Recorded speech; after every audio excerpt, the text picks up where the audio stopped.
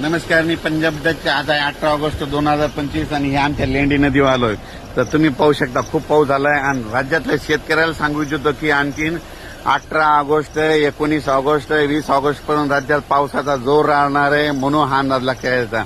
आणखीन राज्यात 3 दिवस पावसाचेच राहणार आहेत, म्हणून हा अंदाज लक्षात घ्यायचा. राज्यातल्या सर्व शेतकऱ्याला सांगू इच्छितो की तुम्ही काय करा की म्हणजे आणखीन 3 दिवस राज्यात पावसाचा जोर असाच कायम राहणार आहे. हा पाऊस पूर्व विदर्भ, पश्चिम विदर्भ, दक्षिण महाराष्ट्र, उत्तर महाराष्ट्र, कोकणपट्टी, खानदेश सगळीकडे आता ह्या 3 दिवसामध्ये सगळीकडेच पाऊस पडणार आहे, म्हणून हा अंदाज लक्षात.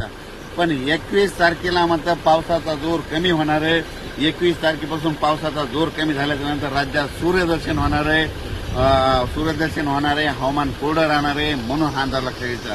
21 तारीख, 22, 23, 24, 25 तारखेपर्यंत 5 दिवस राज्यात हवामान कोरडं राहणार आहे, सूर्यदर्शन होणार आहे, पावसाचा जोर ओसरणार आहे, म्हणून हा अंदाज लक्षात घ्यायचा.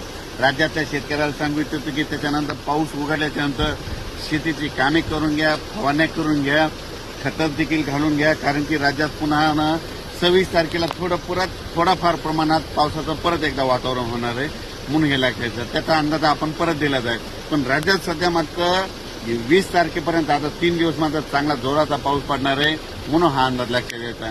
विजा कडकडत असताना ह्या विजाचं प्रमाण आहे, वारं देखील आहे. पण काय होईल की थोडा पाऊस पडायला लगेच नद्याला पाणी येलंय, म्हणून तुम्ही स्वतःची काळजी घ्या, आपल्या पाळीव प्राण्यांची काळजी घ्या.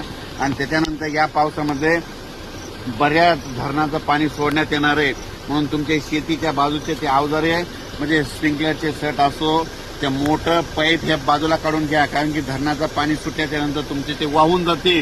म्हणून खास करून माझे सगळ्या शेतकऱ्याला ह्या अंदाजामध्ये सांगत आहे. अचानक वातावरण झालं तर उद्या एक लगेच पाऊस अंदाज दिला जाईल. आणि पाहू शकता हे की आमची इथली ही लेंडी नदी आहे, रात्रभर खूप पाऊस पडला.